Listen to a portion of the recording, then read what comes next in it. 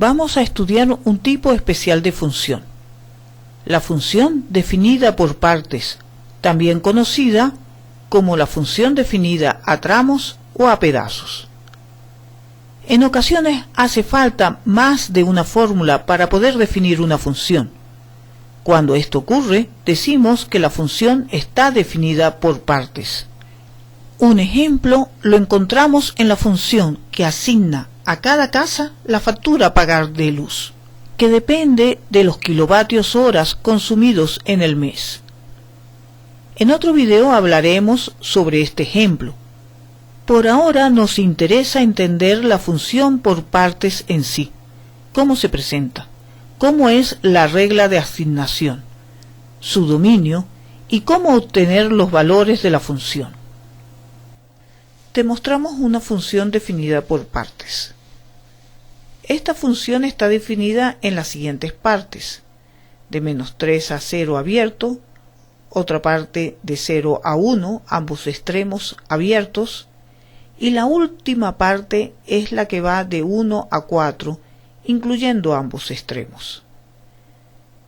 Si x está en una parte, entonces puede ser evaluada usando la fórmula que está al lado.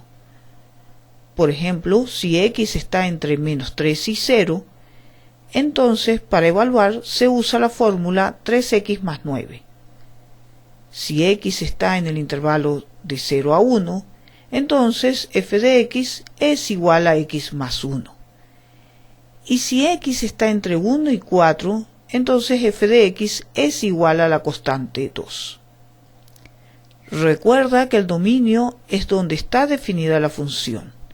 En este caso, está definida en el conjunto unión de las partes, el cual claramente es el intervalo que va de -3 a 0 abierto, unido con el intervalo de 0 a 4, incluyendo el 4. El 1 está en la tercera parte, por eso hemos dicho que el último intervalo va de 0 a 4 corrido. Observa además que 0 no está en ninguna de las tres partes. Por tanto, la función no está definida en 0 y no es un elemento del dominio.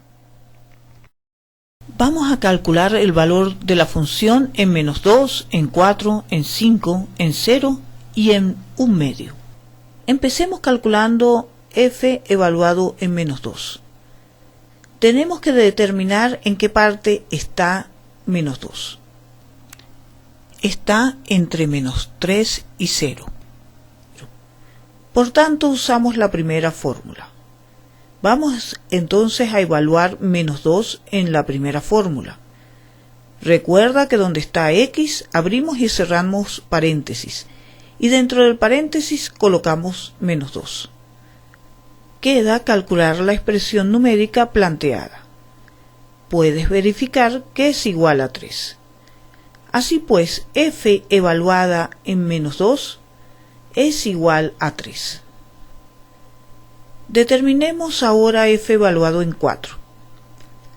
Primero determinamos en qué parte está. Observa que x igual a 4 está en la última parte. Date cuenta que este intervalo incluye 4. Así pues, usamos la fórmula f de x igual a la constante 2.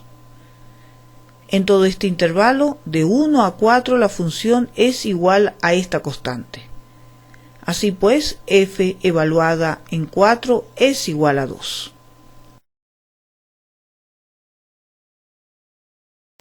Determinemos el valor de la función en 5. ¿Cómo lo haremos? Primero tenemos que averiguar en qué parte está, a ver qué fórmula se usa para evaluar.